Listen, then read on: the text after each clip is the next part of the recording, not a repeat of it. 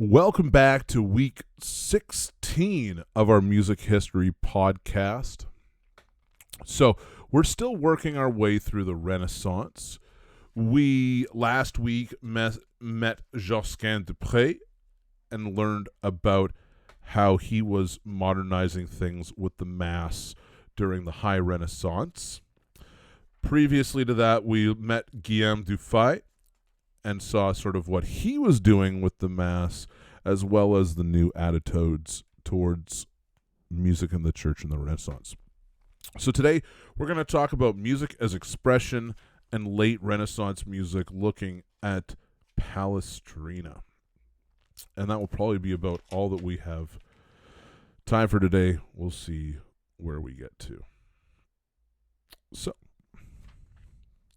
music as expression.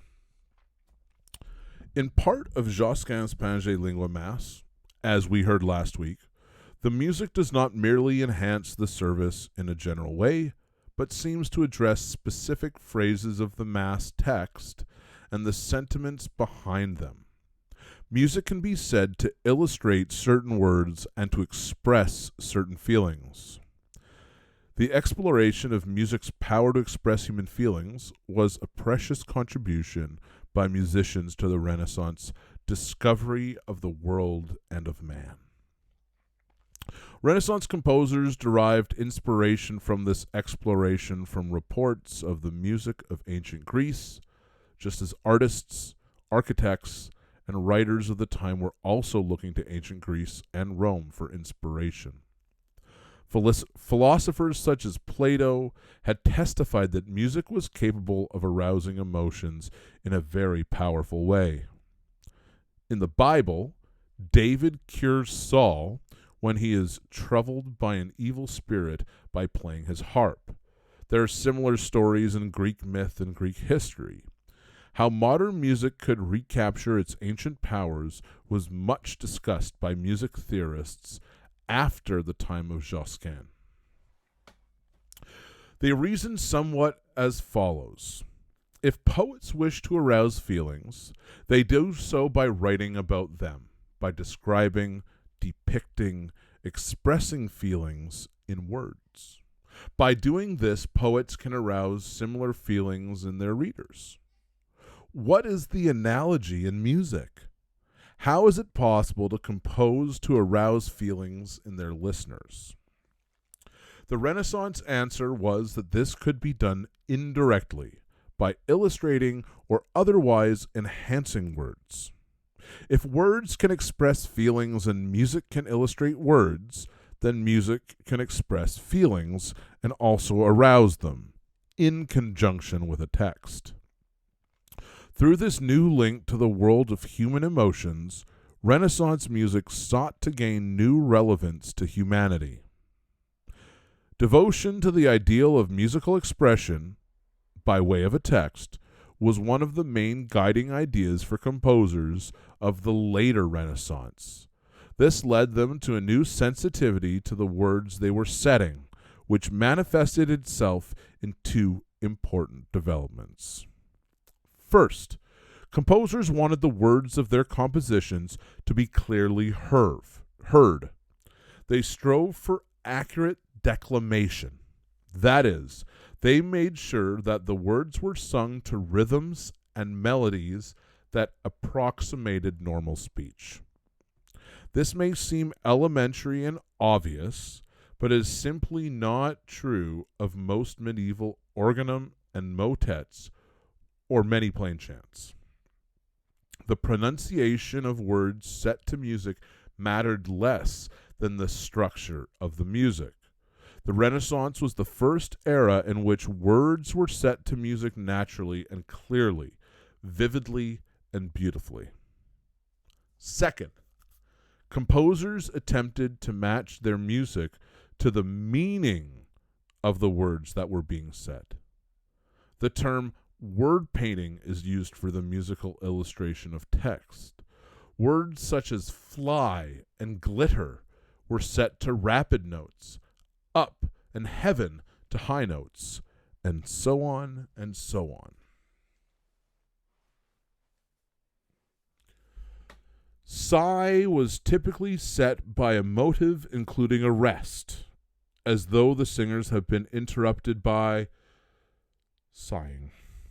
Grief, cruel, torment, harsh, and exclamations such as alas. Words found all the time in the language of Renaissance love poetry prompted composers to write dissonant or chromatic harmony.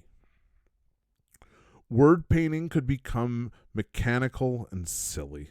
For example, when the Italian word for eyes, occhi, was set to 2 whole notes. But when used sensitively, it could intensify the emotion inherent in words and phrases in a striking way, as Renaissance doctrine demanded. First developed seriously in the 16th century, word painting has remained an important expressive resource of all later vocal music. For examples of the Baroque period, when it was especially important, we'll see those in the upcoming years. The late Renaissance. As we noted previously, the High Renaissance style established by the generation of Josquin des Près proved remarkably stable. Yet it was also flexible enough so that composers were able to do new things with it all the way up into the end of the 16th century. While its use was clearest in the church music of the time, important new secular genres also made use of this style, in a modified form. The universality of the style is symbolized by the geographical spread of its 4 most famous masters, Palestrina, Lassus, Vittoria, and Byrd. Giovanni Pierluigi da Palestrina, born in 1525 and lived until 1594, was born just outside of Rome and worked in the Holy City his whole life. Roland de Lassus, born in 1532 and living until 1594 as well, also known as Orlando di Lasso, was a worldly and much-traveled Netherlander who settled at the court of Munich. His output was enormous. Thomas Luis de Vitoria, born in 1548 and living until 1611, was a Spanish priest and spent many years in Rome working for the Jesuits, but ended up in Madrid. William Byrd, born in 1943 and living until 1623, was an organist of England's Chapel Royal under Queen Elizabeth I, but he was also a member of the English dissident Catholic minority who wrote masses for illegal and highly dangerous services held in secret in barns and attics. However, we're going to take a look at the first one we mentioned, Giovanni Pierluigi da Palestrina. And we're going to look at his Pope Marcellus Mass. Palestrina was a singer in, or choir master of, many of Rome's most famous churches and chapels, including the Sistine, or Papal Chapel. He lived in the repressive atmosphere of the Counter-Reformation movement, which was launched by the papacy in 1545 to combat the threat of the Reformation. This, at the time, was a time when people were starting to see that everything the church was telling them didn't fit with their lives. Why was the church always in Latin? Why couldn't we understand it? And so people were wanting to reform the church. That's the Reformation that we're talking about. And of course, wanting to hold on to their power, the church had a counter-reformation. Palestrina wrote secular compositions in his youth, some of which were widely popular, but later he recanted and apologized for them. He wrote over 100 masses and published his first examples with a highly symbolic frontispiece, which shows the kneeling composer presenting the Pope with a special papal mass. You can see that right here. Because singing is so powerful a force in religion, as we noted earlier, societies have felt a need to control it carefully. Christianity has witnessed periodic reforms to prune church services of musical features that were seen as abuses. The Counter-Reformation staged such a reform. Palestrina's most famous composition, the Pope Marcellus Mass, was supposed to have convinced the Pope and his council that composers of complicated polyphonic church music could still set the sacred word clearly, with clear enough declamation so that the congregation could hear them. Partly because of this legend, and partly because of the particular calmness and purity of his musical style, Palestrina became the most revered Renaissance composer for later centuries. His works are still treasured by Catholic choir directors today. We're going to take a look at the Gloria from this Mass. A part of the Gloria of the Pope Marcellus Mass, the Quitolis, shows how the High Renaissance a cappella style changed after the time of Josquin.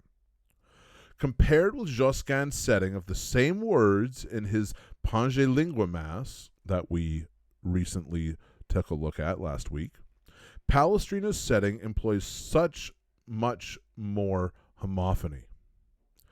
Apart from some fuzziness on a few individual words, only the last climactic line of Palestrina's composition uses polyphony. Beyond this, we will notice at once that vocal sonority is of major importance in Palestrina's setting. He uses a larger and richer choir than Josquin, 6 vocal parts rather than 4, and keeps alternating between one choral group or semi-choir drawn from the total choir to another. Thus, the first phrase, in high voices, is answered by the second, in low voices, and so on. The total choir does not sing all together until the word suscipe. What matters most to Palestrina are the rich, shifting tone colors and harmonies, which he uses to produce a generalized spiritual aura, sometimes ethereal, sometimes ecstatic. And with the dictates of the Counter-Reformation in mind, he is certainly careful to declaim the words very, very clearly.